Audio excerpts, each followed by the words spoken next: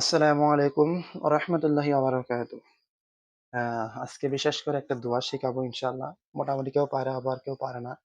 তো এটা হচ্ছে কবরের ফিতনা থেকে মুক্ত পাওয়ার দোয়া। আল্লাহুম্মা ইন্নী আউযু বিকা মিন আযাবি জাহান্নাম ওয়া আউযু বিকা মিন আযাবিল কবর ওয়া আউযু বিকা মিন ফিতনাতি মাসিহিল দাজ্জাল ওয়া আউযু বিকা মিন ফিতনাতিল মাহইয়া ওয়াল মামাত। আল্লাহুম্মা ইন্নী আউযু বিকা মিনাল মা'সামি ওয়াল মাগরাম। হে আল্লাহ, আমি তোমার কাছে জাহান্নামের শাস্তি হতে আশ্রয় প্রার্থনা করেছি যে আরো আশ্রয় প্রার্থনা করেছি যে কবরের আযাব থেকে ও দাজ্জালের ফিতনা থেকে এবং জীবন মরণের ফিতনা থেকে। হে আল্লাহ, গুনাহ ও ঋণগ্রস্ত থেকে তোমার নিকটে প্রার্থনা চাই।